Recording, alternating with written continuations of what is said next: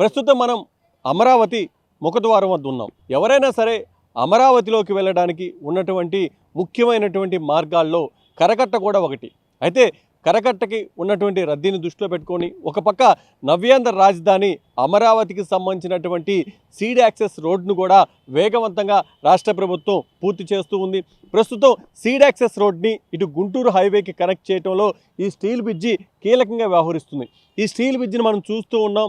ఒక పక్క ఏదైతే ఈ స్టీల్ బ్రిడ్జ్ నిర్మాణానికి సంబంధించి కూడా సిఆర్డీఏ వేగవంతంగా ముందుకు వెళ్తుంది. ఎవరైనా సరే ఒక పక్క ప్రకాశం బ్యారేజ్ మీద నుంచి అమరావతిలోకి వెళ్ళడానికి ఇప్పటిదాకా ఎక్కువగా కరకట్టనే వాడుతూ ఉన్నారు.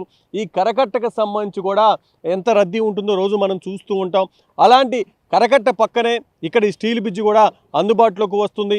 ఒక పక్క సీడ్ యాక్సెస్ రోడ్ నుంచి ఇటు జీటీ రోడ్లోకి తీసుకువచ్చేందుకు ఏదైతే గుంటూరు హైవేకి కనెక్ట్ చేసేందుకు వస్తున్నటువంటి స్టీల్ బ్రిడ్జికి సంబంధించి మొత్తం కూడా ఈ గడ్డర్లను అందుబాటులో తీసుకువస్తున్నారు. 80 గడ్డర్లను తీసుకువచ్చి వాటిని ఇక్కడ అమర్చి వాటి ద్వారా ఇక్కడ ఈ స్టీల్ బ్రిడ్జిని అందుబాటులోకి తీసుకురాబోతున్నారు.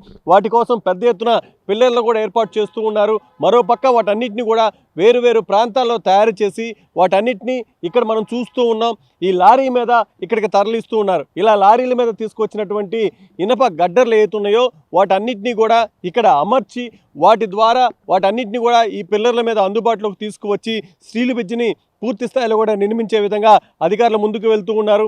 ఒక పక్క ఏదైతే ప్రకాశం బ్యారేజ్ నుంచి గుంటూరు వైపు వెళ్ళేటువంటి కాలువ ఉందో ఆ కాలువ మీద ఈ స్టీల్ బ్రిడ్జి సుమారు 110 మీటర్ల వరకు కూడా ఉంటుందంటూ కూడా మనకైతే కొంత సమాచారం ఉంది. దానికి సంబంధించి స్టీల్ బ్రిడ్జి పనులు కూడా వేగవంతంగా జరుగుతూ ఉన్నాయి. ఎప్పటికప్పుడు సిఆర్డీఏ ఉన్నతాధికారులు అదేవిధంగా మంత్రి నారాయణ కూడా ఇక్కడికి వచ్చి పనులను పరిశీలిస్తూ ఉన్నారు. ప్రస్తుతం మనం చూస్తూ ఉన్నాం.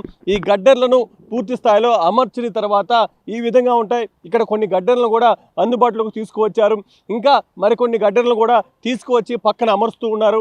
వాటన్నిటిని కూడా పూర్తి చేసిన తర్వాత వీటిని పూర్తి స్థాయిలో ఇక్కడ అమర్చిన తర్వాత ఈ స్టీల్ బ్రిడ్జ్ అందుబాటులోకి వచ్చేటువంటి అవకాశం ఉంది. ఇక్కడ నుంచి గుంటూరు హైవేకి కనెక్ట్ చేయడం, ఒక పక్క నవ్యాంధ్ర రాజధాని అమరావతిలోకి వెళ్ళడానికి ఈ సీడ్ యాక్సెస్ రోడ్డు కీలకంగా వ్యవహరిస్తుంది. సీడ్ యాక్సెస్ రోడ్డు మీద ప్రయాణం కూడా చాలా సౌకర్యవంతంగా ఉంటుంది.